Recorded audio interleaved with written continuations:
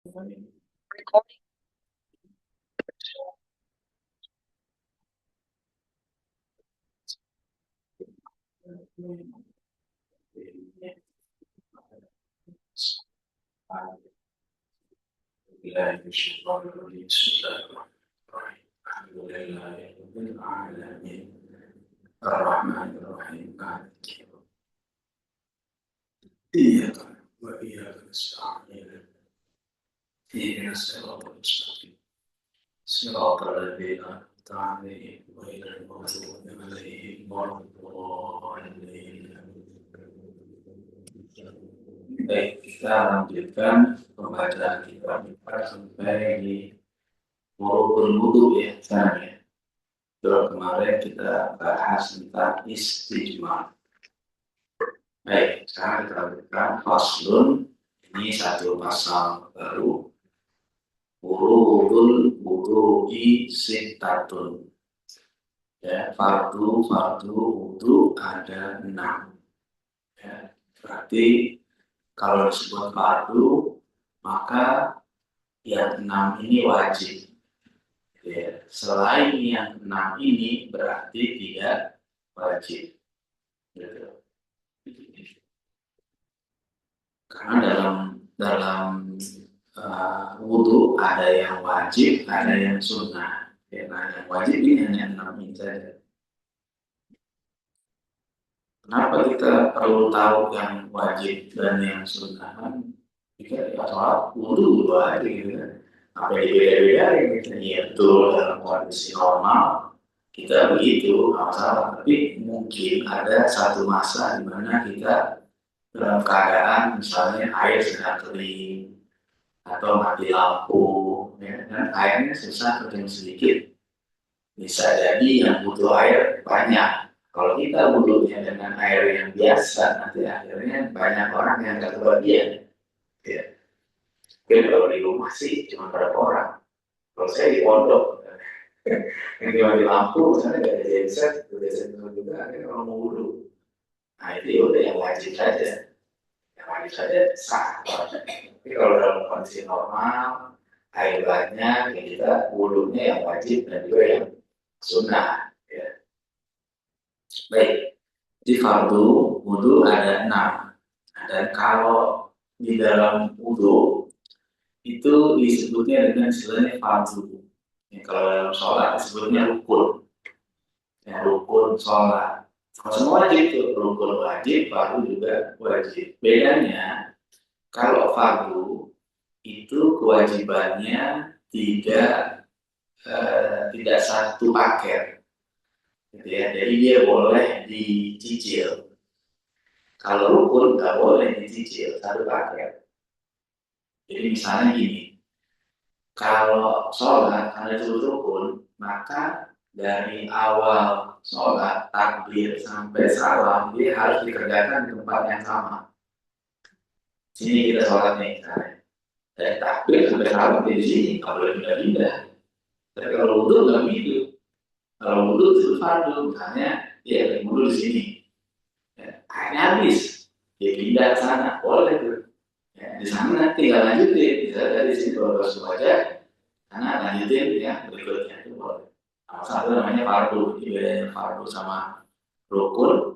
Kalau rukun itu satu paket, kalau fardu dia tidak satu paket, tapi sama-sama wajib gitu ya.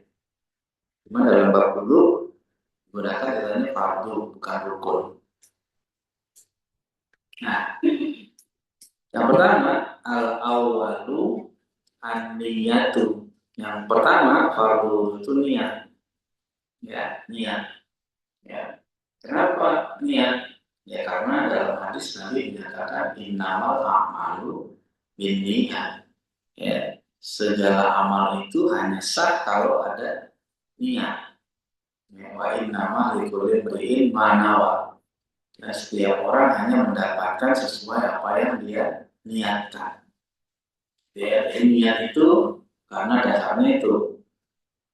Kedua, kenapa perlu ada niat? Agar bisa tampak perbedaan antara ibadah dan adat. Ya. Karena bisa jadi pekerjaannya sama, tapi karena niatnya beda, maka hasilnya beda. Makan, sama-sama makan. Tapi kalau kita mau puasa kan niatnya sahur, niatnya mau puasa. Itu bukan makan adat, itu makan ibadah. Gitu ya. Tidur, tidur ya tidur. Tapi kalau misalnya kita tidur siang, ada niatnya nih. Nah, saya pengen tidur biar malam gampang tahajud. Itu beda tuh. Antara tidur doang sama tidur yang ada niatnya itu beda. Gitu ya. Kita makan deh, namanya makan minum. Makan. Tapi kalau kita makan pasang niat yang baik, maka ini punya nilai. Dan makan biar kalau kalau mau kerja, biar nggak biar nggak lapar gitu. Itu nggak apa-apa. Biar nanti kalau ngaji enak. Kalau belum makan lapar, nanti kalau enak. Jadi niatkan. Itu juga dengan perkara-perkara ibadah. Ya, jadi cuci muka. Kalau nggak pakai niat, ya cuci muka aja. Nggak ada niat wudhu. Ya, ada orang cuci muka kan, tapi karena nggak ada niat wudhu, yang nggak ada niat wudhu. Makanya perlu niat tuh kayak gitu. Ya, jadi yang pertama niat. Ya, niat itu, nah niat tidak salah ya nama amalu bin niat. Nanti niat itu kerjaannya berbarengan dengan fardu yang kedua. Ya, Watani wasul wajah yang kedua membasuh wajah. Nah, membasuh wajah nah itu kedua. Niat itu adalah ketika air jatuh di wajah kita, itu kita niat. Jadi begitu air kita membasuh wajah nih, ambil air, terus air jatuh ke muka, nah, di hati kita tuh niat. Ya, di hati kita niat. Kalau pada bahasa Arab, nawaitu rof'al hadatil asghar fardhu lillahi ta'ala. Gitu ya. Atau nawaitul wudu'a lis sholati. Boleh. Niatnya gitu. Nah, kalau Indonesia juga boleh. Saya niat wudu untuk menunaikan sholat fardu. Gitu. Boleh. Nah, jadi yang namanya niat itu tempatnya di dalam hati. Ya. Namanya niat. Jadi jangan sampai kita pas wajah, tapi hatinya kosong. Berarti nggak niat. Ya. Adapun yang di mulut itu namanya lafaz niat. Jadi kalau kita baca nawaitu rafa'al hadatil asghar fardhu lillahi ta'ala itu namanya lafaz niat. Adapun niat tempatnya di hati. Gitu ya. Itu yang kedua, jadi berbarengan tuh begitu sambil kita bahas wajah, nah, niatlah dalam hati. Saya niat wudu fardu karena Allah Ta'ala. Kemudian itu apa? Sederhana. Nah, kedua wajah, jadi wajah itu apa? Wajah itu panjangnya dari tempat tumbuh rambut sampai ujung rahang. Jadi kalau kita wudhu, ya tempat tumbuh rambut normal gitu ya, dari sini sampai ke bawah sini. Rahang ya, sini. Lebarnya dari kuping ke kuping. Jadi yang wajib kena itu seukuran ini. Gitu. Ya, jadi dari tempat tumbuh rambut sampai itu wajah yang wajib kena tuh. Ya, itu namanya batasan wajah. Jangan sampai yang di area itu nggak kena. Kalau sampai cuma begini doang, ini dari sini ada yang kena nih. Itu wajahnya kena. Jadi panjangnya dari tempat tumbuh rambut sampai bawah, rahang dari kuping ke kuping. Jadi area itulah area wajah. Ya, gitu ya. Jadi pahami ya. Jadi hati-hati jangan sampai wudhunya asal-asalan, sembarangan karena bagian wajah. Ya, itu dan ujung bagian awal kepala yang normal. Kalau yang kepalanya botak ya tetap aja yang biasa. Dan ada orang yang rambutnya udah gundul gitu ya, batas normalnya di mana wajah tumbuh rambut ya di situ berarti awal wajah dia. Ya. Nah kemudian al-asalis ghuslul yadaini ma'al mirfaqaini. Yang ketiga membasuh kedua tangan beserta dua sikutnya. dua tangan serta sikut ya. Jadi tangan sampai sikut. Kalau mau lebih afdol, lebihin sedikit aja. Jadi sedikit deh, ini nih. Nah itu dari akhir sikutnya kena, gitu ya. Dan ini sah mau dia masuk dari atas ke bawah atau dari bawah ke atas tetap sah.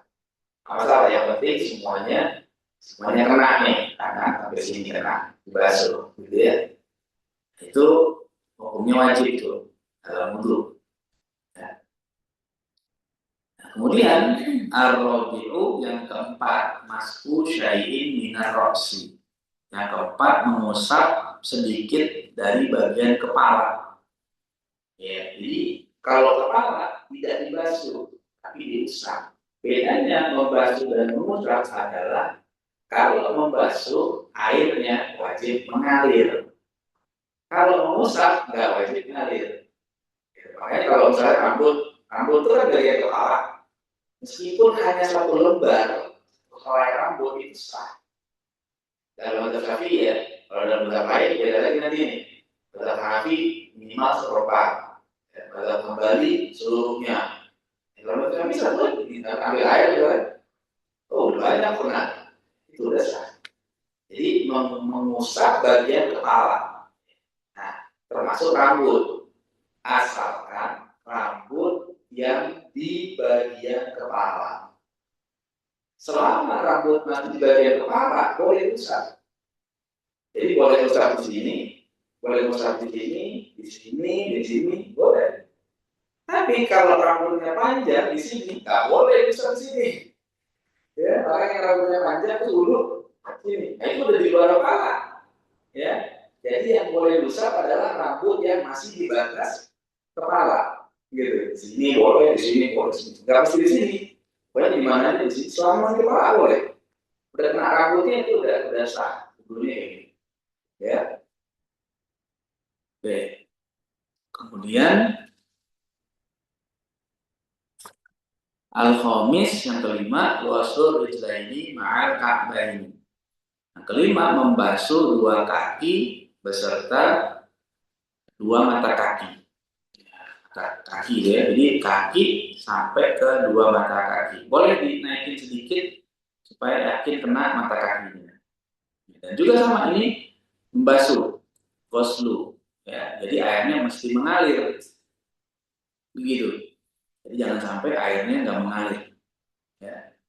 Kemudian yang keenam asadisu at-tartib. Yang keenam tertib.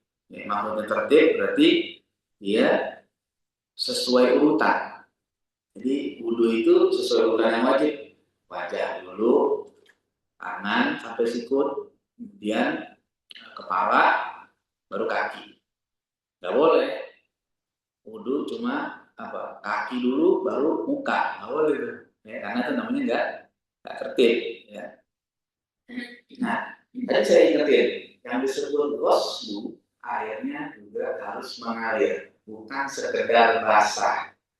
Jadi membasuh itu tidak sekedar membasahi. Nah, ini perlu hati-hati buat yang umroh atau haji. Yang kadang-kadang suka diajarin wudhu pakai spray. Ya. Nah, wudhu pakai spray boleh apa enggak? Kalau ngerti caranya bisa, tapi kalau nggak ngerti akhirnya cuma basah, tapi tidak membasuh. Karena yang namanya basuh itu airnya harus mengalir.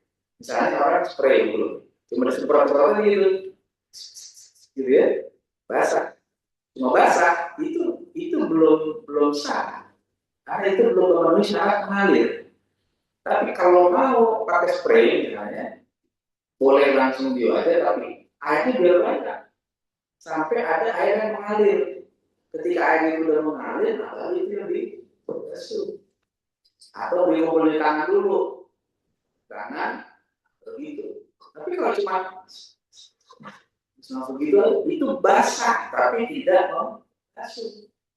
Itu di tangan juga gitu. Jangan cuma enggak sampai terlalu banyak, tapi airnya itu udah ada yang mengalir. Nah, itu kalau udah ada mengalir itu membasuh. baru dirakain.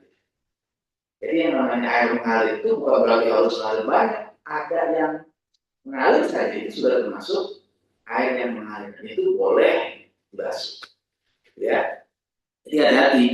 Kalau seandainya wudhunya hanya disemprot-semprot saja, padahal yang namanya membasuh itu harus dengan air yang mengalir. Ada tetesannya gitu ya. Kalau cuma basah doang, itu basah, tapi tidak membasuh. Atau kita pakai handuk basah, ya dilap gitu misalnya, ya nggak bisa, karena handuk basah airnya nggak mengalir, ya gitu. Baik, ya. Kalau kaki, yang saya pernah pelajari, kalau yang lagi di bawah haji kan kalau muka ya harus tes gitu. Kalau kaki yang saya minta ngikutin hukumnya kalau pakai apa tuh? Ya, pakai jadi cuma diusap aja gitu. Pakai khuf nanti ada syarat-syaratnya juga. Jadi nggak langsung berusaha dari awal makainya dulu nanti. Jadi nanti pakai khuf itu, jadi ada bahasanya sih. Khuf itu nanti harus dipakai. Sebelum pakai khuf harus dalam keadaan suci. Berarti dia wudhu dulu dengan sempurna. Baru pakai khuf. Misalnya zuhur ya, zuhur kita wudhu dulu sempurna, baru pakai khuf. Nanti asar kalau wudhu kita udah batal, baru tuh khuf bisa diusap. Gitu. Kalau batalnya, batal soal asar kita nggak perlu buka khuf. Tapi kalau pas pakai khuf dia belum wudhu dulu, nggak boleh diusap gitu. Ya, gitu. Dan yang saya tahu, yang saya paham, khuf itu beda dengan kaos kaki. Kaos kaki itu bukan khuf. Nah, kalau kaos kaki tembus air, kalau khuf nggak boleh tembus air. Saya nggak bawa sih, kita gambar-gambar saya bawa. Atau cek search di Google deh, coba aja search gambar khuf. Khuf itu model kayak sepatu kulit, gitu.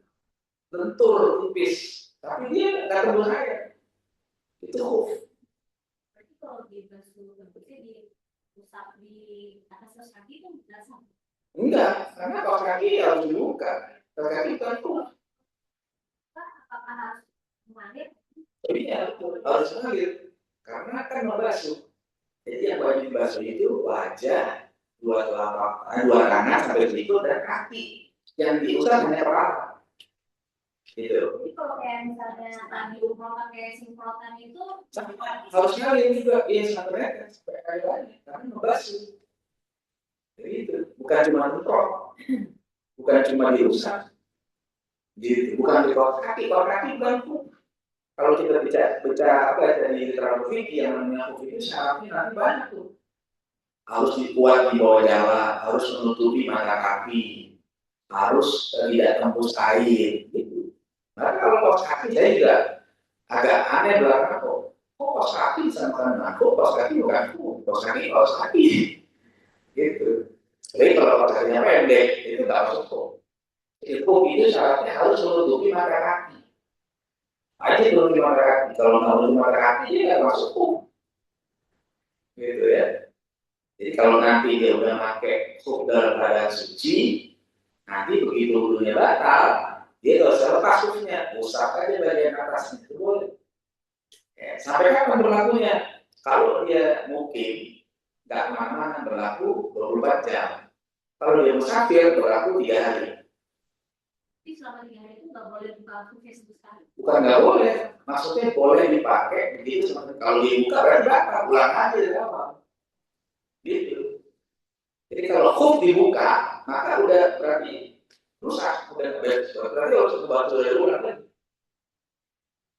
Gitu. Makanya khuf itu dipakai terus, bukan dilepas-lepas. Ya.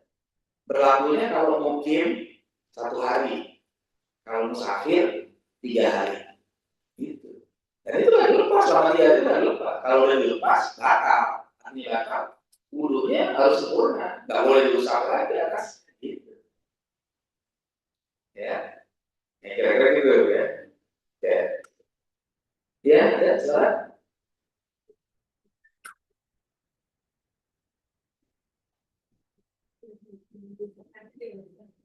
Oh ya. yang misalkan seperti yang saya muda juga yang saya cadang dan gerakan ada yang di situ kalau kita sampaikan kan dibasuh ada yang besar sebagai karena dia bacanya waktu itu. Ya. Nah ini kalau kita tinggal di apa namanya seperti di Saudi gitu kan, dan di situ kadang di kamar mandi atau di hotel atau di rest area-nya nggak selalu menimbulkan wudhu yang sempurna itu kan. Wastafel aja otomatis kan kalau ibu naikin kaki.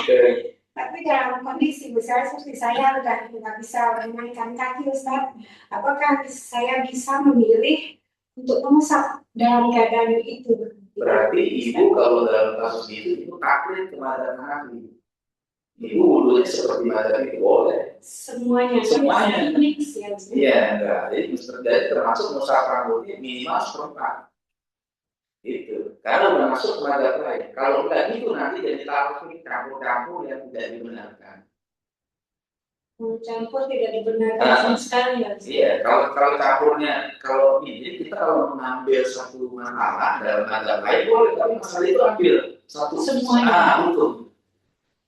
Kalau enggak ini bahaya. Contohnya gini misalnya, kalau wudhu madzhab Syafi'i kan hukum wudhu ya, kalau bersentuhan kulit laki perempuan batal. Madzhab Syafi'i ya, madzhab Hanafi tidak batal. Nah, kemudian dia misalnya wudhunya pakai cara madzhab Syafi'i. Ya. Kemudian begitu tertentu perempuan atau perempuan gitu dia bilang ada ikut ada Hanafi, nggak bisa. Kenapa? Kan wudhunya Syafi'i. Giliran batal bilangnya Hanafi. Nah, nggak bisa. Nah, ya itu tuh ketika kita umrah atau haji itu banyak sekali sentuhan itu kita mengambilnya bukan masalah Syafi'i ya. Nah, kalau pakai Hanafi, kalau Hanafi nggak batal. Kalau Syafi'i sebenarnya ada satu pendapat batal yang menyentuh, tidak batal yang menyentuh, ada berapa begitu. Tapi ada pada Maliki juga bisa, jadi kalau tidak Maliki juga bisa. Ya, batal kalau ada syahwat nggak batal. Kalau Hanafi mau ada syahwat nggak ada syahwat nggak batal. Tapi wudhunya ikuti wudhu Hanafi. Sehingga kita jalan kemana aja kesel juga nggak masalah. Udah ikut Hanafi gitu. Jadi bermadzhab itu tidak mesti mengikat dalam satu madzhab tertentu. Itulah kalau orang paham sebenarnya bermadzhab itu tidak mengadakan kita fanatik, tidak. Iya. Asalkan kita tahu caranya, boleh. Jadi wah susah nih. Kalau kita masakin pakai madzhab Syafi'i, mungkin akan susah tuh. Ya, karena berdesak-desakan kadang kita enggak itu pengen udah kita tidak ketemu juga gitu kan misalnya sudah. Makanya wudhunya untuk pakai wudhu Hanafi. Ya, kalau mau, jadi aman, berada di jalan, aman. Solusinya seperti kita umrah atau haji tadi. Iya betul. Berarti kita pelajari lagi. Betul. Bagian mulut Hanafi itu gitu. Kita pakai Iya. Tapi seluruhnya harus masalah itu ya. Dalam masalah itu saja. Jadi nggak mesti semua pindah madzhab secara total, tidak. Yeah. Dalam wudhu, misalnya wudhunya ambil. Dalam keadaan tertentu misalnya. Betul. Karena memang kita boleh, itulah enaknya adanya perbedaan pendapat di kalangan ulama. Jadi ketika ada kepepet, ada solusi dari yang lain. Yeah. Dan kita boleh berpindah madzhab bukan karena mengikuti hawa nafsu, tapi karena darurat, karena ada hajat. Beda kalau yang bertaklid ke madzhab tertentu karena mengikuti syahwat, itu dosa. Itu disebut dengan tata rukhos. Ikuti, kalau kita nyari yang enak-enak doang, itu namanya ikutin hawa nafsu. Nah, contoh misalnya ada orang dia nikah nggak pakai wali, ada memang pandangan dalam madzhab lain nikah sah tanpa wali. Tapi kalau dia ngikutin itu, akhirnya dia berdua di hotel sama orang. Kalau saya ikut madzhab itu kan. Itu mah ngikutin syahwat. Ya. Jadi bedakan antara fatwa dalam madzhab dengan amaliyah. Belum tentu yang difatwakan itu diamalkan. Fatwa itu kejujuran ilmiah dari seorang ulama menyampaikan. Adapun fakta di lapangan yang nggak begitu, belum tentu. Kok tapi dia fakta begitu kan? Memang itu ilmu nggak begitu penting. Contoh lagi misalnya, dalam agama Nabi itu makna itu tidak luput sholat. Jadi kalau orang sholatnya nggak ada rumahnya sah. Tapi coba kan Imam Nabi sholat kira-kira itu lah. Enggak. Makanya terawih kilat itu nggak ada usaha.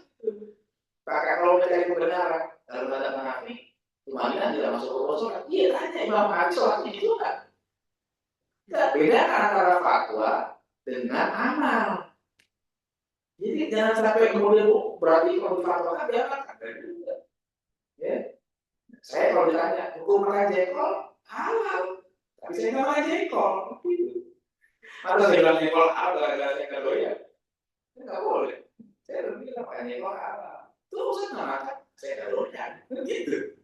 Nah, jadi beda fatwa dengan amal. Itu Bu, ya.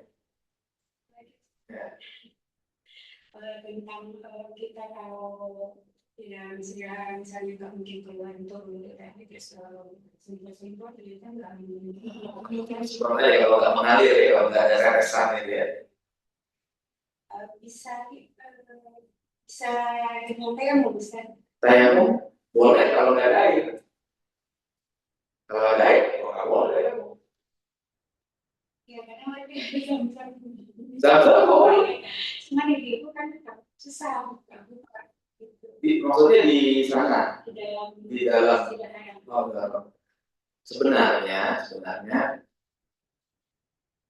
kemarin juga saya sampaikan, sebenarnya kalau kita berwudu, maksudnya ibu ya, di tempat yang memang banyak orang, tidak mungkin tertutup, ibu wudu seperti biasa. Hatta aurat ibu kelihatan orang lain, kan ibu bukan ingin menunjukkan aurat ibu, tapi pengen wudu.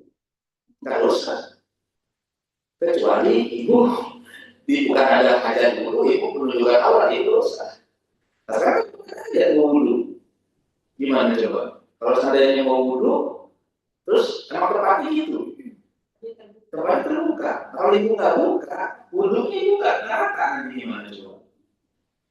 Asal hukum membuka aurat haram, tapi dalam keadaan darurat nggak jadi haram. Kan darurat itu dia darurat. Keadaan darurat itu membuat boleh yang tadinya dilarang. Kalau ada nggak boleh coba saja. Berarti ada air, nggak boleh. Karena itu bukan basuh, basah. Beda. Basah itu belum tentu basuh. Kalau basuh airnya harus mengalir. Ada yang netes. Kalau cuma ambil, ini basah memang. Tapi nggak mau basuh. Itu nggak masuk dalam kategori wudu namanya. Mungkin ada yang berpikir takut harus berarti orang kita ada pakai. Enggak, orang kita bukan yang salah yang melihatin. Itu nggak sama. Orang itu mau wudu. Ya kalau di Mekah, misalnya kita lagi jalan ke satu tempat, rest area, misalnya ada tempat wudunya terbuka, ya karena sedikit, orang banyak, ini wudu aja. Ini kelihatan orang, ya itu wudu, bukan mengambil orang kelihatan orang. Yang melihatnya salah, jadi tidak salah. Iya biasa, apa? Kalau di saya pernah dengar, tapi kalau di tempat umum gitu ya udah nggak usah dibuka, tangannya dibasuh aja kayak di luar gitu. Nah ini bahasa dari air, bukan air yang mengalir. Kalau sampai dari sini, bahasanya nanti gara-gara yang perasaan ini. Iya tuh dari beberapa masih bisa ditutup. Kalaupun enggak, kata dia, kalaupun masih kan kondisinya nih ya. Kondisi darurat itu. Sekarang saya tanya, ketika yang wudu ibu nggak tahu lagi mau wudu kan harusnya wudu bukan mau ya. Ibu contoh lagi misalnya, ibu kalau sakit berobat, dokternya laki-laki, kira-kira gimana? Kalau sekarang hukum asal kan nggak boleh. Tapi kan ibu bukan pengen menunjukkan awal kepada dokter laki-laki, emang berobat. Nah kebenaran dokternya nggak ada yang perempuan, ada yang laki-laki, masa nggak boleh? Kan nggak bisa, tetap harus diadakan. Ya udah, makanya kalau saya pribadi Pak buka aja, bukan berarti buka. Saya nggak mau buka aja, saya wudu. Tapi nggak apa-apa gini ya, dunia itu wudu, bukan buka aurat. Gitu. Kalau mau buka aurat, nggak usah wudu, buka aja kedua gitu ya. Tapi kalau cuma dibasahin dari sini, khawatirnya nanti malah basahnya dari rebesan baju ini gitu. Itu kalau saya lebih cenderung buka. Jadi kalau kelihatan dia tidak kelihatan sama memperlihatkan, dia kan bukannya memperlihatkan, kita niatnya wudhu. Cuma karena tempatnya yang tidak memungkinkan, ya sudah. Tapi itu karena darurat. Kalau memang masih bisa diakalin atau dialihkan sama teman gantian gitu, yang bisa juga. Gitu. Gantian aja gitu. Itu lebih baik kalau saya kayak begitu. Ya. Kalau misalnya karena alasan lengan bajunya sempit juga. Bajunya sempit. Terus produknya sih. Terus produknya lebih banyak. Ya, bro, sempit ya ini. Jadi nggak boleh kan? Iya, jangan di bajunya, jangan di basah. Jadi nanti baju itu basah semua juga repot kalau mau sholat. Iya. Apa lagi Bu? Ya, kalau pengalaman saya itu, kalau pengalaman saya biasanya sih bisa sih ya, ini nggak. Iya. Bisa itu kan gini, kalau buka semua. Kalau kepala nggak ada masalah. Iya. Nah itu kan kayaknya masih bisa ya. Bisa. Mungkin agak dimudahkan sedikit. Mungkin ya kepala itu. Kalau kepala nggak sudah hanya bisa aja nggak apa-apa. Kalau kepala kita boleh, rambutnya boleh. Jadi kalau kepala cukup gitu aja. Itu sah. Kenapa? Rambutnya itu selembar rambut jadi. Kalau dalam bahasa Syafi'i salah rambutnya jadi. Kalau dalam bahasa Hanafi mesti diperempat. Hambali kalau tutupnya gitu. Kayaknya enak tapi kalau rambut tutup aja gua kan. Ya udah sah. Gitu. Ya. Kalau Hanafi seperempat. Itu apa? Kalau di kita tahu ada air dari kita nggak bisa melakukan itu gitu ya, karena emang di tempat itu memang hanya untuk membasuh tangan. Kalau di luar negeri lah ya. Nah, gimana? Misalnya ada air, ya ada kita misalkan yang gitu dan saya tuh ada toilet, tapi saya juga nggak bersih dan sebagainya gitu. Terlihat bersih tapi saya nggak tahu tujuan berbedanya di tempat tersebut gitu ya. Air ngalir, keran, ya. Jauh sholat nih, gitu ya. Nah itu kewajiban itu apakah saya bisa langsung gantikan tayamum atau saya tetap harus berwudu dengan air? Wudu dengan air. Airnya itu ya cuma tayamum. Tapi nggak boleh. Jadi nanti tayamum itu hanya boleh ketika tidak ada air. Iya. Atau ada air tapi ada uzur lain yang membuat dia bisa tayamum, misalnya sakit. Gitu. Jadi nggak bisa, meskipun ada air banyak dia bisa pakai air karena sakit. Ya udah tayamum. Gitu. Tapi tadi yang fardu ini yang diboleh. Iya, ini aja. Jadi senam ini bisa 4 malah kalau anggota tubuh kan niat nggak pakai basuh, tertib nggak pakai basuh, gitu. Ya, tetap kalau ada air nggak bisa digantikan dengan air. Itu yang contoh misalkan mungkin buat belajar saya tidak menyulitkan karena kalau di ada orang lain lah ya, mungkin akan lihat kenapa terus apa aktivitas kita itu mengganggu ataupun kita nggak pengen gitu ya. Maksudnya kita kalau mau muka mungkin udah lah ya, karena orang juga mau bahas muka. Tapi pada kaki kan nggak mungkin naik gitu ya. Nah itu boleh kan kalau saya menyemprotkan juga dengan tadi dan kalau kayak ambil asalnya ini ambil air di botol, gitu ya. Nanti wudunya di luar aja, cari tempat yang nggak usah naikin kaki. Makanya nggak satu pakai. Nah ini cari tempat yang aman, siram aja kayaknya. Bisa ya. Jadi nggak harus dilakukan dari satu tempat. Itu bedanya fardu dengan rukun. Jadi yang baru datang fardu itu wajib tapi tidak satu paket. Jadi kalau ibu wudu mau basuh wajah di sini, basuh tangan di rumah, kemudian nanti basuh yang lain di tempat nggak apa, nggak mesti sempat. Karena kalau nggak bisa rukun. Jadi yang dari sholat itu dari takbir sampai salam ya harus di tempat itu, nggak boleh rukunya di sini, sujudnya di rumah, nggak boleh. Nggak boleh pisah. Ya, gimana lagi? Kalau batasan ada air itu sampai segini. Nah, nanti ada air segini. Apakah ini kita harus buat wudu atau gimana sih batasan? Nanti kalau untuk memastikan tidak ada air itu harus mencari dulu. cari jalan dulu. Kalau di sekitar kita udah nggak ada air nih, kurang lebih berapa 3 kilo, itu baru kita pikir oh nggak ada air. Tapi kalau nggak ada air di sini, ternyata di sana ada air, kan masih ada.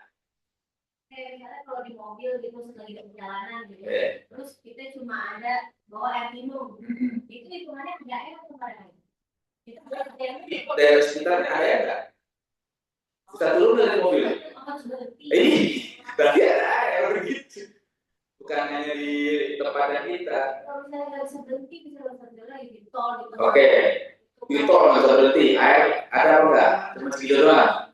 Ya misalnya kita bawa bekal minum. Oke. Hitungannya ada. Ya berarti, berarti ini kalau sampai air masih sedikit gitu ya. Kalau mau bisa dipakai nggak kira-kira air di mobil? Ya minum bisa dipakai. Kalau masih bisa dipakai, pakai. Kalau masih dipakai, masih ada air, belum ada. Kalau benar-benar kayak minum pun nggak ada. Iya. Kecuali kalau kita minum, ya kita bakal mati, maka boleh kita buat minum. Tapi kita sayang. Nggak ada air. Oke, nah, misalnya air nggak ada di mobil, ya. Mau wudhu nggak ada air, macet, wudhu nggak bisa segala macam. Gimana dong caranya? Mau tayamum juga nggak ada wudhu di situ sebenarnya. Jadi gimana? Ibu sholat tanpa wudhu, tanpa tayamum. Itu namanya sholat dihormati waktu. Nanti begitu sampai rumah ibu ulang. Gitu caranya. Jadi jangan tayamum. Gak usah tayamum, kalau tanya ibu tayamum pakai apa tayamum? Ibunya gimana? Kalau kami itu nggak ada debu. Itu kalau saya itu dianggap ada debu nanti banyak najis juga nggak kelihatan banyak di sekitar kita. Makanya dalam bahasa itu debu itu terus tanah itu nggak bisa. Di pesawat juga. Ya. Di pesawat itu kalau dibilang debu ini semua juga ada debu. Kan nggak kelihatan kan? Nggak ada asap di bekasnya. Kalau ngambil itu nggak ada debu coba. Kenapa? Nggak usah.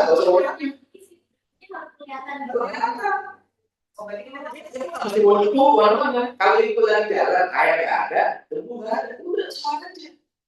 Namanya dihormati waktu. Sholat untuk menghormati waktu. Tapi nanti begitu ibu sampai tempat yang bisa sholat, ibu ulangi berapa kali sholat ini.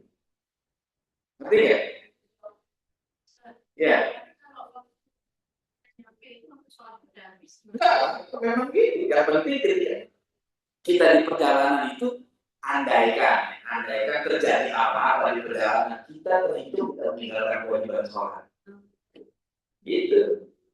Jadi jangan kita nggak sholat, mau wudhu nggak ada air, mau tayamum nggak ada debu. Kalau itu di kursi, nggak ada debu di kursi. Karena itu nggak kelihatan. Kalau di Quran disebutkan fatayammamu sha'idan thayyiban.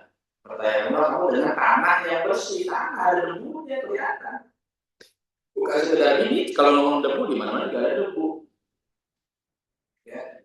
Kalau seandainya memang logikanya ini, kalau ibu bilang di pesawat, di kursi, lah kalau memang itu ada debu, kenapa pakai kursi? Baju ibu aja ini. Baju ibu ada debunya.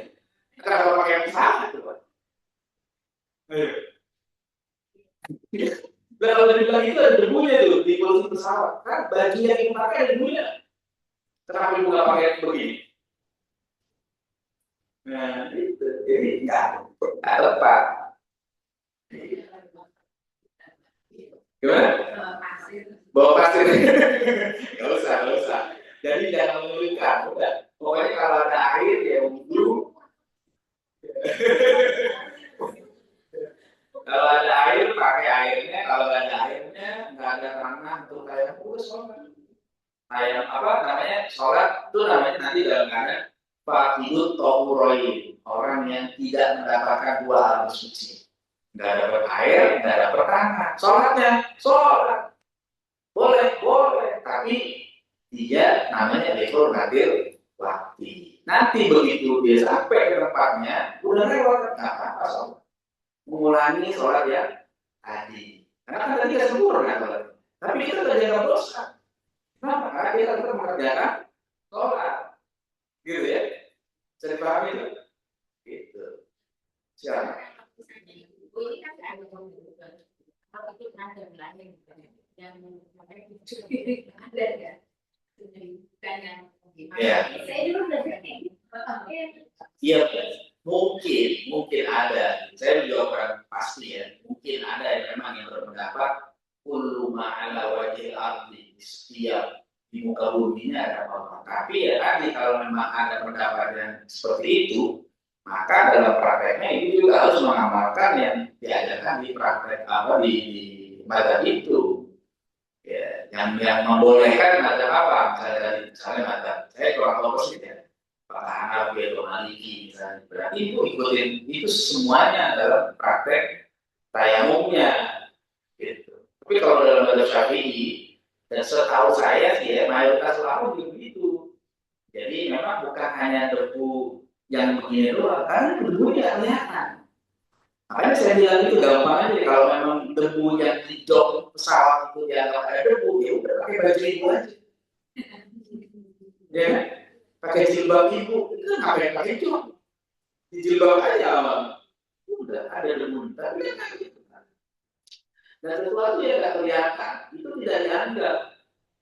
Contoh misalnya kotoran najis di sekitar kita ada najisnya nih. Ada, tapi kan tidak kelihatan, makanya dianggap. Kalau memang semua yang nggak kelihatan dianggap, kita harus sembuh di mana-mana. Karena kondisi najis di mana-mana.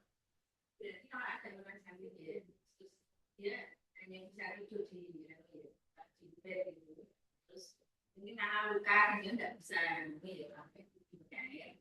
Berarti keluarnya itu yang menggunakan pasir ya. Ya kalau memang bisa, kalau nggak bisa nanti dia bisa berarti sholat saja. Kita kalau nggak bisa juga ya sudah berarti dia sholat saja dulu, nanti begitu udah selesai semuanya tinggal mengulangi juga nggak mesti buru-buru sekaligus, yang namanya mengulang sholat itu nggak mesti. Karena kita berapa kali langsung satu kali kerja kita cicil boleh santai. Karena kita bukan meninggalkan sholat dengan sengaja. Gitu. Kita meninggalkan sholat bukan karena sengaja, memang kondisinya yang memungkinkan. Jadi akhirnya kita begitu, nanti kalau sudah normal, keadaan pulangnya, kita dicicil aja, nah dia satu dulu, sholat lagi, apa gitu. Kalau Tahan dulu. tapi masih ada waktu kita tunda dulu masih ada setengah jam lagi sampai itu lebih baik mana pada saat korban pas dan ada tidak wudhu atau kita menunggu beres area tapi masih dalam waktu. Oh iya, asalkan ibu yakin masih dapat waktu nggak apa-apa, asal ada waktu. Tapi kalau nggak ada waktu kira-kira mepet ya udah.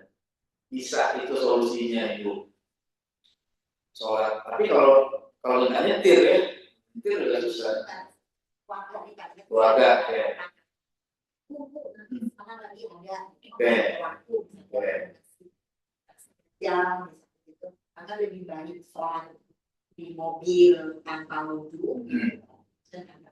Kalau mau solusi yang lebih enak, nih mau kasih solusinya. Mau lebih enak. Ibu kalau mau kepepet kondisi kayak gitu, kita nggak bisa mastiin dapat apa enggak nih ya. Kejar apa enggak bisa logika aja kayaknya masih keburu. Tapi kadang-kadang di jalan kita nggak tahu ada apa-apa. Udah ibu niatin jamaah akhir. Boleh. Gitu. Tapi kan ini dalam keadaan tidak kalau safar mah lagi ya. Kalau safar mah udah niatin jamaah akhir. Ada kan nggak safar tuh. Ada kan nggak safar. Pulang kerja dari Jakarta. Ya, pulang kerja dari Jakarta, pulang habis asar. Di tol macet. Ya, ada kecelakaan, bikin kita stuck. Mau berhenti, mau jalan, gak bisa gini. Maghrib datang. Kan nggak mungkin kita turun dari mobil. Udah niatinnya saya jamaah akhir. Tapi di rumah sholat jamaah boleh. Kenapa? Karena tidak menjadi kebiasaan. Ya nggak boleh jadi kebiasaan. Kalau jadi kebiasaan, enakan.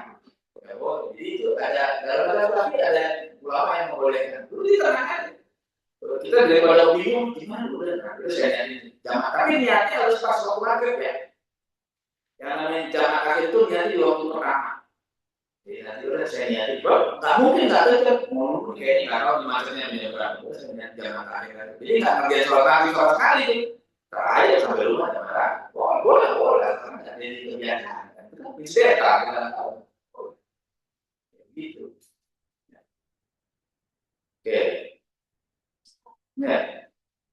Dan kalau untuk orang lansia yang sudah sakit di tempat tidur nggak mungkin dia bisa bangun gitu. Terus dan lagi kondisinya dia juga luka kayak diabetes gitu.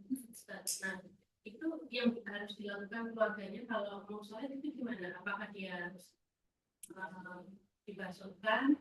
Jangan naik ya, nggak boleh naik. Kalau nggak boleh naik berarti nggak usah dihului. Kalau kayak pun khawatir nanti infeksi lukanya. Oh berarti dua-duanya nggak bisa sama ya. Diingetin aja soalnya. Yang begitu kan sih gimana? Mau pakai air nggak bisa, mau pakai tanah takut infeksi dan sebagainya. Ya sudah berarti dia faktor tokoh yang kasus dan lansia pula. Iya. Kalau di atas 3 ya bagus kan. Kalau dia nggak bisa kayak gitu nggak apa-apa. Tapi dia tetap kewajibannya tidak hilang sesuai kemampuannya. Tetap sholatnya tetap sholat. Tapi semua pakai air nggak bisa katanya. Mau gimana? Pakai air nggak bisa. Pakai tanah juga nggak bisa. Khawatir. Jadi gimana? Di sholat bisa. Memang tidak gitu. Ya dia udah memang umur lansia atau gimana ya? Beda sama kita yang si sehat. Maka bisa. Bukan kita nggak buduin. Kalau masih bisa pakai bulu kita buduin, kita ambil. Tapi kalau nggak bisa, gimana? Kena air nggak bisa. Tanah nggak bisa juga. Ya udah. Sholat. Ingatin sholat. Namanya fakir tohuroi. Orang yang kehilangan 2 alat bersuci. Nah, orang nggak bisa dipakai. Mau pakai air nggak bisa, mau pakai tanah juga nggak bisa. Ya sholat. Tapi kan sholat mesti itu. Sholat. Gitu. Ya, nggak boleh nggak sholat. Ya, misalnya kayak ada orang lain ya, kadang-kadang yang itu orang udah lansia. Orang-orang yang di penjara sama orang-orang jahat, orang-orang Israel dimasukin ke ruangan yang itu nggak ada air, nggak ada tanah, gimana? Dia sholat, udah sholat. Gimana? Mulu nggak bisa orang dari kasih ini. Ya, mau kayak juga mungkin tanahnya nggak ada, dia sholat. Jadi fakir itu orang itu kondisinya gitu, gimana? Masa dia nggak sholat, gara-gara ada air, kayak udah sholat. Gitu. Bukan nggak mau pakai air, bukan nggak mau pakai tanah, saya nggak bisa. Makanya Allah mengatakan la yukallifullahu nafsan illa wus'aha. Allah tidak memberi taklif, tidak memberi beban syariat kepada manusia kecuali sesuai kemampuan. Mampunya gitu udah kelihatan. Gitu. Jangan sampai dari kerjaan sama sekali. Ya, lagi. Ya. Dalam keadaan baju kita itu udah kelihatan gitu. Motoran terus sudah berubah, kita cuma berubah doang gitu. Soalnya kita bisa. Sah, kan berikan nggak najis. Kalau basah sah. Hak dan kan kalau keringat mah nggak najis. Jalan hujan, ya, becek, macam-macam. Itu kemungkinan ada najis atau jalan. Sholat pakai apa? Maafkan dulu. Di mana? Dia naik motor gitu kan, jalan di becek. Itu otomatis nggak bisa hindarin najis dengan kondisi kayak gitu. Jalanan yang basah, ada kotor, bahkan campur dengan got dan sebagainya. Bisa jadi ya kena juga, cipratan kena. Sudah kita sholat pakai itu mana jadi aku? Gimana kita cara hindarnya? Jadi kalau naik motor, kalau naik mobil mungkin kita nggak kena. Tapi kalau naik motor gimana? Tapi najis dia najis, tapi maafu anhu, dimaafkan. Apalagi coba keringat, kalau keringat nggak najis. Jadi itu kan nanti tapi disebutkan itu yang termasuk najis dimaaf itu adalah debu-debu jalanan ya mutayakon najis satu yang kita yakin pasti ada najis itu. Tapi kita kan bisa menghindar kalau gimana caranya hindarinnya? Nggak bisa. Ya. Kalau naik mobil kita nggak akan ada, kalau naik motor pasti kena. Ya udah, dimaaf. Sholat. Kalau cuma keringetan mah, ya sholat aja. Ada orang yang malas sholat karena gitu. Ada bajunya keringetan pun apa ya malas aja. Ada orang yang kadang suka malas sholat, alasan bajunya karena kan bajunya kotor, nggak keringetan, cuma kotor. kotor cuma kalau kotor beda kalau kotor sama najis. Iya, kotor belum tentu najis, najis sudah pasti kotor. Gitu ya. Jadi nggak ada alasan sebenarnya buat ninggalin sholat. Andai kan misalnya montir pakainya bajunya ada oli, sholat kan baju itu boleh, boleh kalau emang nggak bisa. Tapi kan oli kan najis. Ya, ya. Ada lagi? Ini ada yang tanya dari Oh iya, apa tuh? Saya nggak lihat, nggak bisa lihat gimana caranya. Oh mana? Baca ini. Yang pertama, apakah kaos kaki dapat diusap, boleh tembus air, atau sobek dikit seperti ditumit? Nggak boleh. Kaos kaki tadi udah, karena kaos kaki marfu. Nah, itu baru gabung lagi. Terus? Sama kalau di perjalanan di pesawat umpamanya lebih afdol mana berwudu dengan air di toilet atau tayamum di tempat duduk? Kalau masih bisa pakai air, pakai air. Kalau mungkin nggak bisa pakai air, bisa pakai air. Kayak tayamum tadi itu udah mana? Kalau tayamum di pesawat, tayamum pakai apa? Kalau pakai jok lah, pakai jilbab itu juga bisa. Ya, sebenarnya Pak Malik Rasulullah mengatakan itu tidak bisa dianggap debu di situ. Makanya kalau bisa pakai air, pakai. Kalau nggak bisa, ya sudah berarti pakai lain bisa aja. Tanpa air, tanpa debu, turun dari pesawat, lalu sholat. Gitu. Itu lebih gampang. Jadi jangan mempersulit. Misalnya di pesawat susah, karena airnya terbatas, sedikit susah ya sudah. Tapi kalau masih bisa, ya pakai. Gitu. Dah, itu.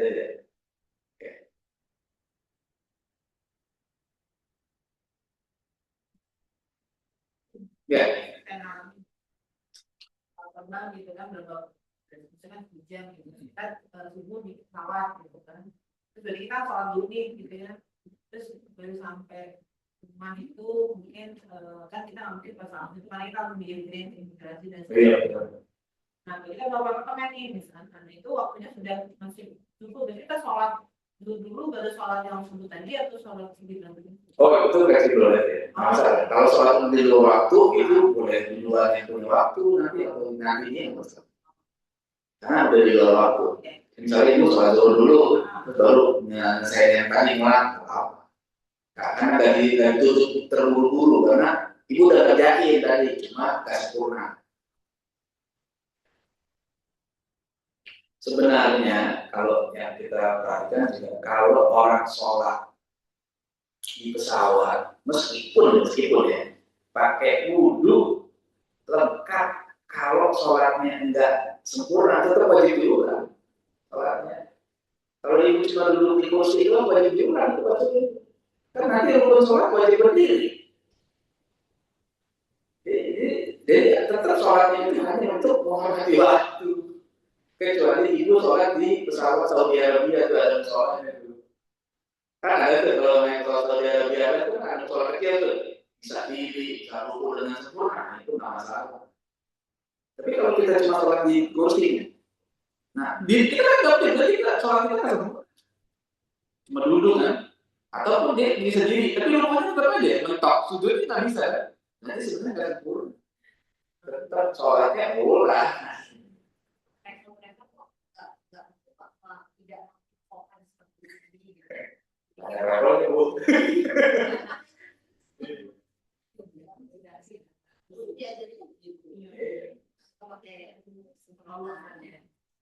Mungkin guide-nya fikihnya belum paham. Dia cuma paham tentang jalan-jalan di Mekah Madinah dia paham. Maksudnya untuk ini, tapi makanya fikih itu perlu untuk ibadah kita. Saya kalau kemarin lalu saya minta bimbing, saya jelasin begini kalau dulu begini, saya lihat dulu supaya mereka nggak salah. Masuk sebelum naik pesawat saya kasih tahu begini. Jadi saya kan amanah ya, tanggung jawab, takutnya nanti saya salah, saya jelasin dulu. Jadi bukan hanya sekedar bicara mengasih umrohnya atau mengasih hajinya, tapi masalah perkara lain ini yang harus kita ingatkan juga kepada jamaah itu.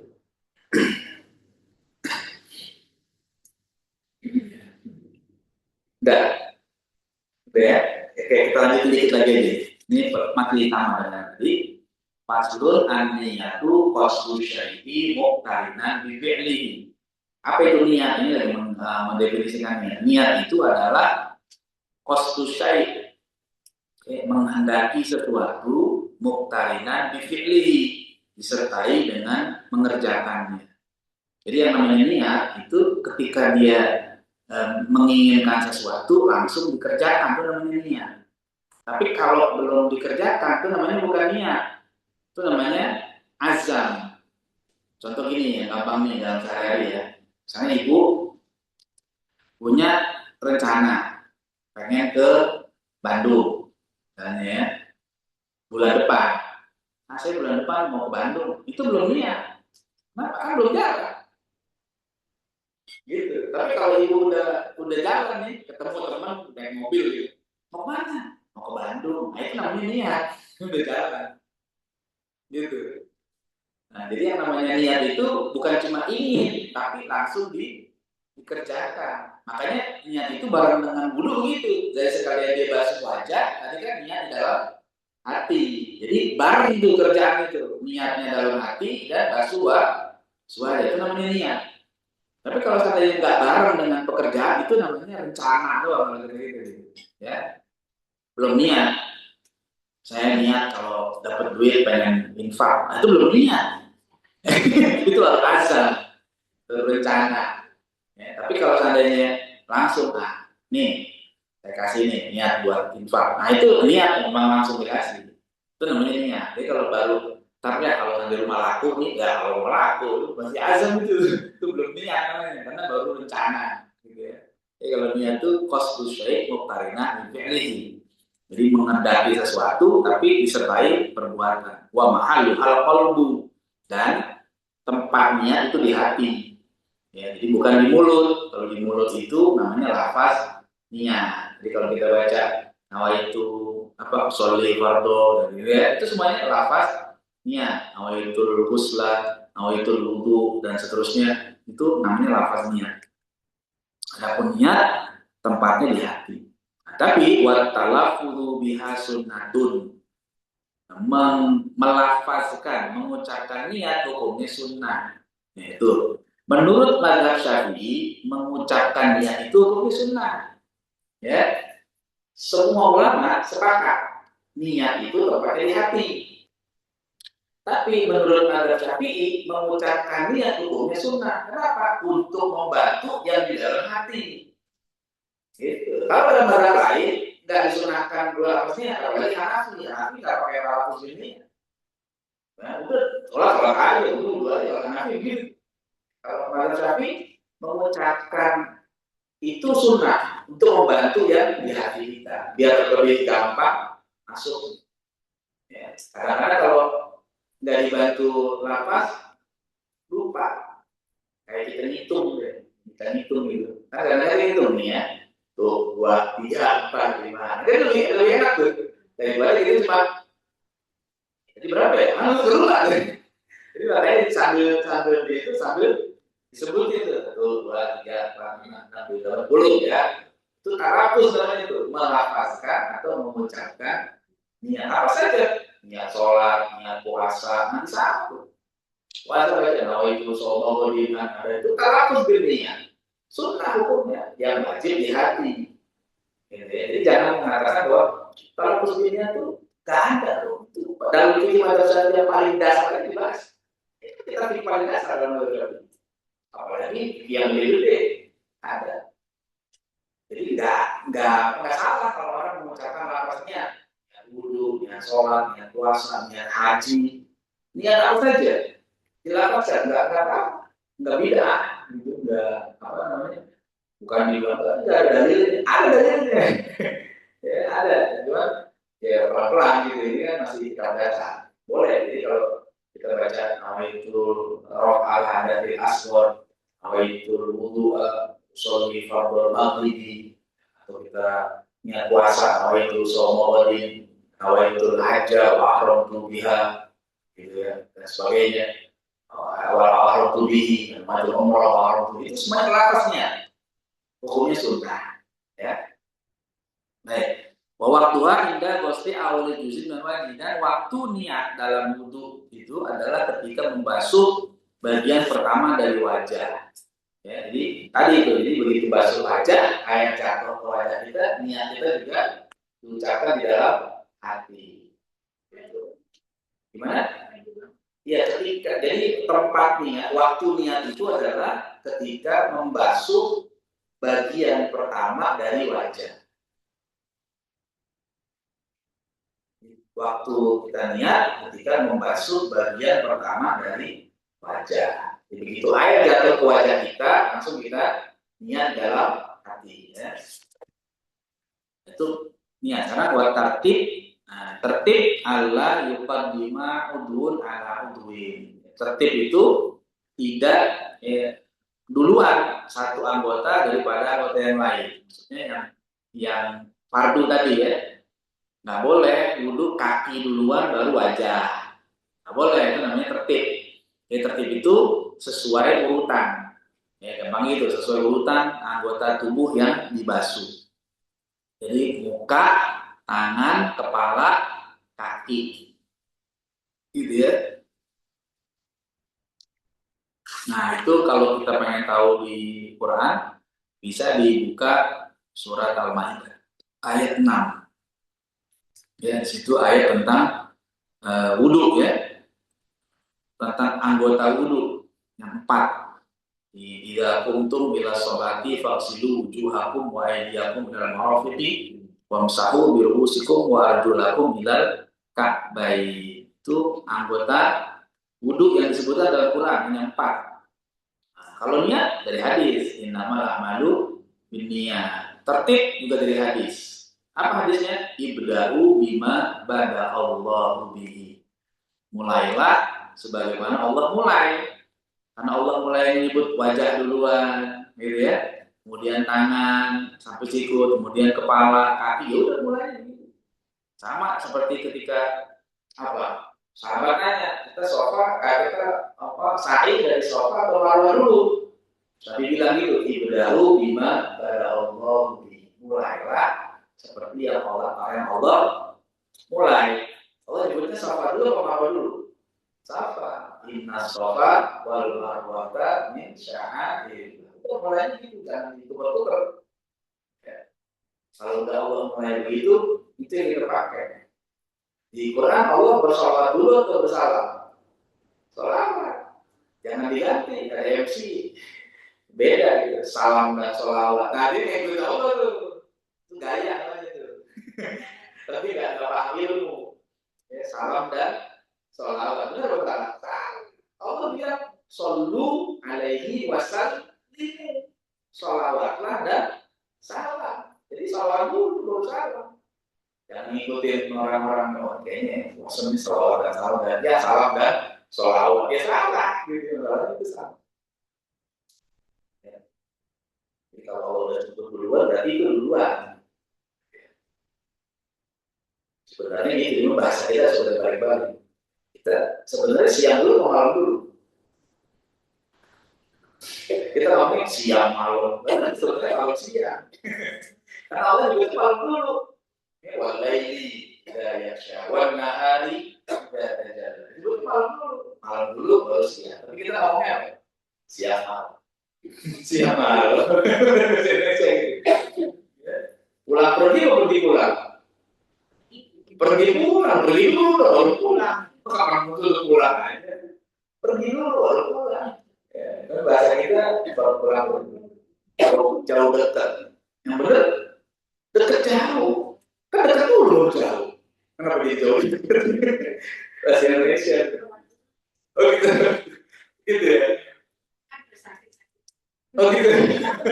Kalau itu benar gitu. Jadi ada bahasa-bahasa yang sebenarnya dari malam dulu harus ya hidayah taufik atau taufik hidayah? Hidayah dulu mesti hidayah taufik. Tapi kita ngomongin taufik ya kenapa orang taufik hidayah? Bukan hidayah taufik. Jadi hidayah dulu baru taufik. Ya. Konfirmasi ini yang fardu wudhu ini yang nomor 2, 3, 4, 2, 3, 4, 5, berarti dia sekali aja atau 3 kali? Kalau fardu sekali, kalau 3 kali sunnah. Jadi wudhu itu sekali sudah cukup, 3 kali itu sunnah. Tapi nanti berarti makanya selain yang disebutkan tadi semuanya sunnah. Baca Bismillah sunnah, 3 kali sunnah, kanan baru kiri sunnah. Gitu juga. Berarti kalau seandainya wudhunya kiri dulu sah apa enggak? Sah. Kan enggak disebut. Iya. Jadi kalau orang wudhu kiri dulu tangannya nih, baru tangan kanan, sah apa enggak? Sah. Yang penting tangannya kebasuh. Itu pun mendahulukan kanan baru kiri bagi anggota yang nggak bisa dibasuh sekalian. Tapi kalau bisa dibasuh sekalian, nggak ada kesunahan kanan baru kiri. Misalnya nggak usah kuping, nggak usah begini, langsung aja sekalian. Nah, karena bisa sekaligus. Gitu. Tapi kalau kanan kan nggak bisa ya, kanan dulu baru kiri, kanan kiri. Berarti kalau misalnya kita misalnya lagi di shower gitu, ini gitu boleh kan, kanan kiri dulu, boleh lah, boleh, asal dua-duanya basuh, boleh. Yang penting dua-duanya basuh, boleh. Jadi nggak mesti kanan dulu baru kiri, ya. Boleh.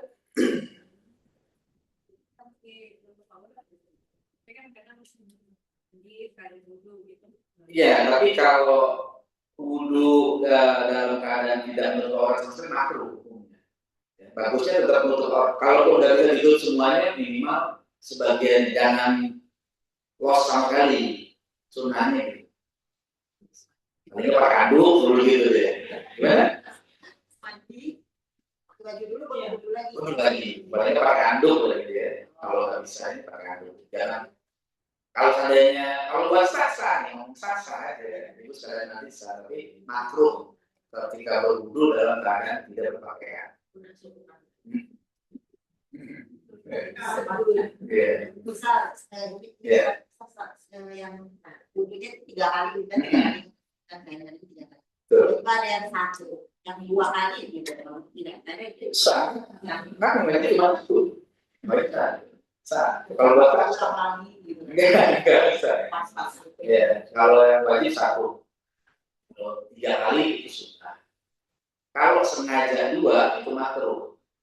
Kalau sengaja 2, tapi kalau nggak sengaja dia lupa, dia udah 3, karena baru 2 kan. Ya. Kalau yang tadi tentang harus berpakaian, kalau lagi misalnya seperti wajib, jadi berpakaian dulu. Bukan berpakaian ya kalau bisa, pokoknya jangan sampai tidak pakai pakaian sama sekali. Walaupun wudhu yang sebelumnya wajib juga. Kalau itu, iya sebenarnya sunnah kalau mandi itu nggak buka semua sebenarnya. Tetap pakai tutup. Sunnahnya begitu. Mandi itu nggak kompleks gitu sebenarnya. Itu semuanya ada yang dipakai. Makanya orang-orang dulu cuma mandi dikali sih pakai komben. Nih sebenarnya gitu sunnah. Tapi kan tetap bisa kan mandi wajib sudah pakai itu bisa.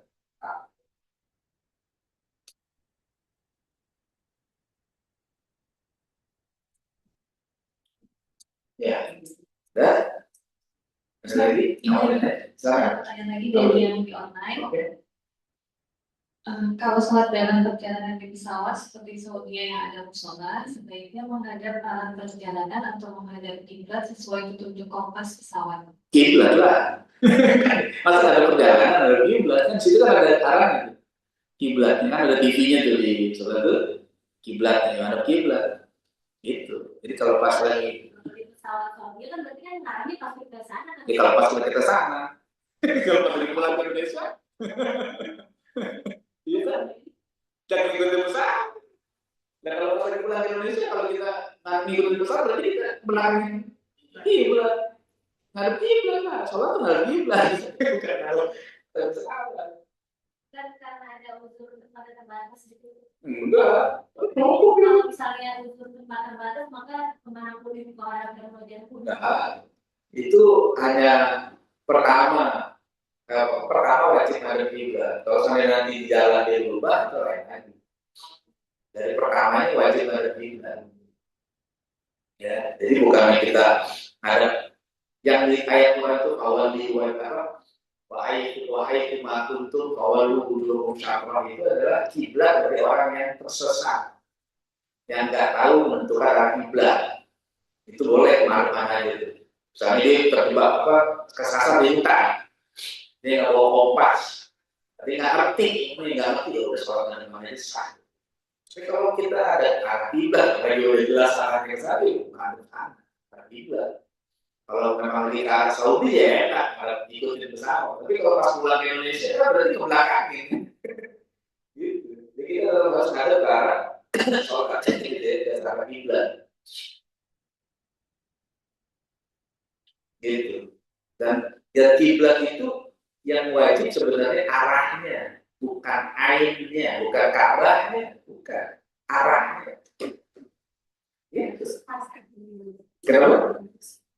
Nggak harus pas, kalau kita jauh, kondisi kita jauh, nggak dekat. Jadi nggak mesti Mekah gitu, arahnya. Jadi arah Saudi, arah Mekah itu aja sebenarnya, bukan Masjidil Haramnya, bukan. Kalau di depan Ka'bah ya mesti nggak ada Ka'bah. Tapi kalau jauh, makanya saya pribadi kalau kiblat yang udah dibuat, selama arahnya masih ada ke Mekah, udah nggak usah dulu. Kalau saya sih gitu.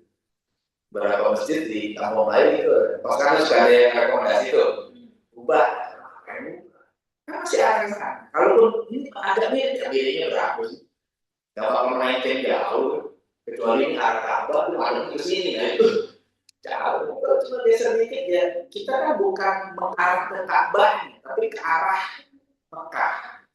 Gitu. Sebab kalau seandainya kiblat dikit-dikit mesti diubah, nanti yang harus diubah bukan cuma kiblat. Orang yang meninggal mesti diubah kuburannya. Karena yang wajib ada kiblat bukan cuma orang sholat, orang mati juga ada kiblat. Nah, yang dikubur itu kan harus kemana? Kiblat kan. Nah, kalau seandainya, oh ini nggak sesuai, berarti dia bokap,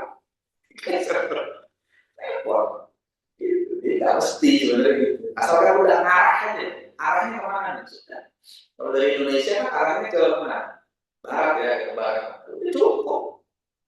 Itu. Jadi kalau ada nggak tepat, jangan menuju ke Ka'bah, arahnya saja. Ya. Tapi kalau seandainya harus suruh ke Ka'bah, Ka'bah lebarnya cuma berapa meter? Berarti kita nggak boleh gede-gede. Nggak boleh harus orang Ka'bah. Kalau gede, yang bisa apa main ya? Yang bakal. Nanti ada kaidah dalam hal kiblat ya. Zonan ma'al kurdi, yakinan ma'al kurdi. Kalau jauh, hukumnya zon saja. Yang penting arahnya dapat. Tapi kalau dekat, yakin harus. Nah, itu di depan kawan, masa soal matching juga. Bangetan.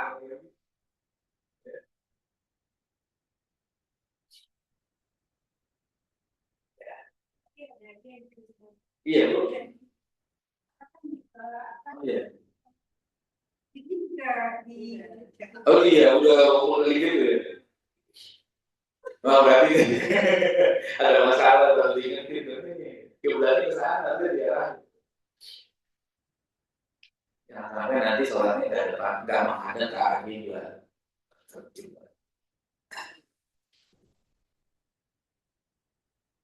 Ya.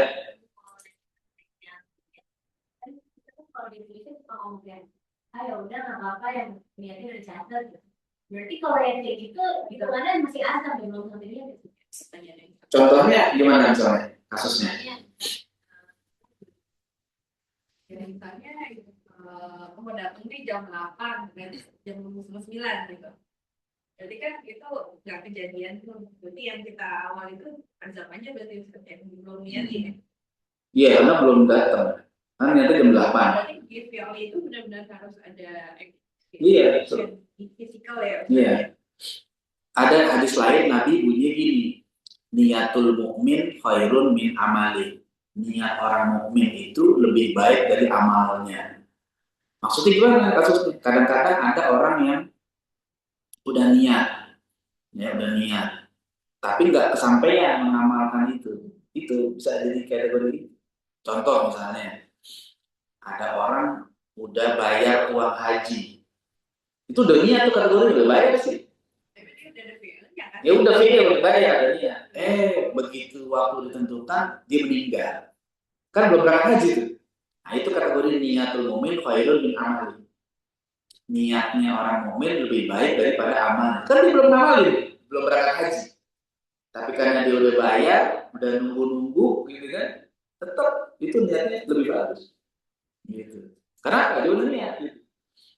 Atau ngaji, udah niat ngaji nih. Di jalan. Ya, gitu di jalan ternyata libur. Ternyata libur. Datang. Ya, udah itu yang penting udah dapat niat, itu niatnya dapat sama dia itu. Kenapa? Karena dia udah niat dan udah datang. Ya. Udah aman itu. Jadi dia udah jalan, itu udah siap-siap, udah nyiapin. Pokoknya amal deh. Karena dia belum jalan, misalnya. Dia tahu nih besok ngaji nih, Sabtu ngaji nih. Malam dulu udah baca kitabnya. Itu udah amal tuh. Saya niat besok mau hadir gitu ya. Udah baca kitabnya gitu kan. Udah nyiapin bukunya, masukin tas. Nah, itu ada action. Begitu besok dadakan. Libur. Dadakan, pusatnya sakit. Nah, itu udah pahala. Saya jangan kira. Yes. Kalau kira ada mau aja gitu. Kalau dia udah niat, ya udah. Itu udah pahala. Padahal belum berangkat ngaji ya. Baru nyiapin kitabnya doang. Ya. Udah ada action tuh.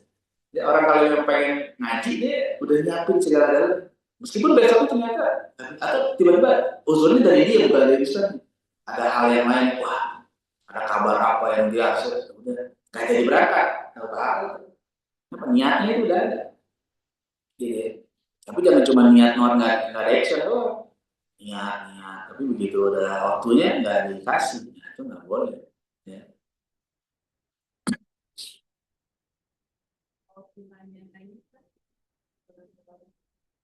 Apa yang dibutuhkan nggak jadi kan dosanya nggak ini. Ya.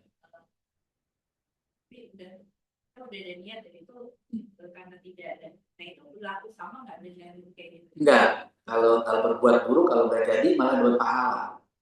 Asalkan meninggalkannya karena Allah. Gitu. Misalnya dia pengen mencuri motor orang. Ya, begitu dia jalan, udah jalan, kan berarti udah niat tuh, gak ada amal. Begitu di jalan dia mikir, tobat, saya mencuri, dosa nih.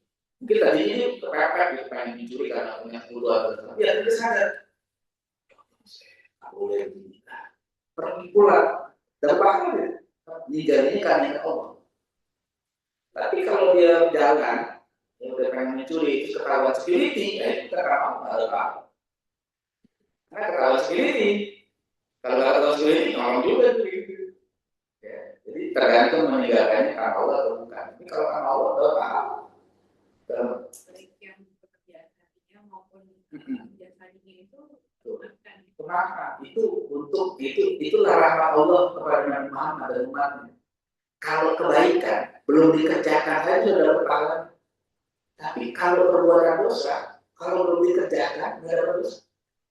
Bahkan kalau ditinggalkan, itu berpahala. Kalaupun dikerjakan, dalam hadis saya sebelum dia udah kerjakan, nanti masih dikasih kesempatan, masih tobat apa enggak? Kalau nggak langsung dicatat, kalau tobat, ya harus gitu. Itu saking sayangnya Allah sama umat Nabi Muhammad kayak gitu. Jadi kalau kebaikan langsung dikasih, kejahatan enggak. Entar dulu, kasih dia dulu, saya sepakat tobat.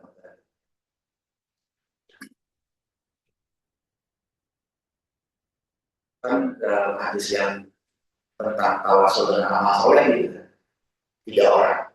Satu, kasusnya kan ada orang butuh duit, saudaranya, sama sini sebulan.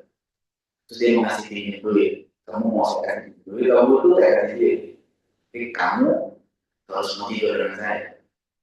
Kan gitu, begitu dikasih akhirnya dia karena butuh, gitu deh, apa? Begitu dikasih, dia sadar, proses ini, udah diganti ini buat kamu. Dia udah siap tuh perempuan.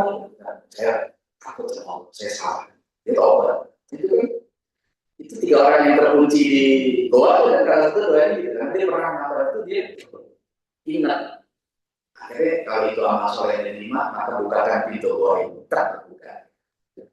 Salah satunya amal soleh itu karena dia tadi berbuat pengen berbuat nggak baik, tapi sadar karena Allah Subhanahu Wa Taala. Jadi dia dapat. Akhirnya pintu goanya terbuka.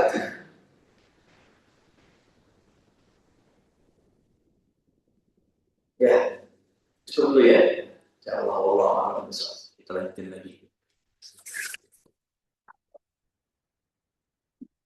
Kita tutup dengan mengalah dengan doa alhamdulillahirobbilalamin. Allahumma wa bihamdika asyhadu an la ilaha illa anta astaghfiruka wa atubu ilaik. Assalamualaikum warahmatullahi wabarakatuh.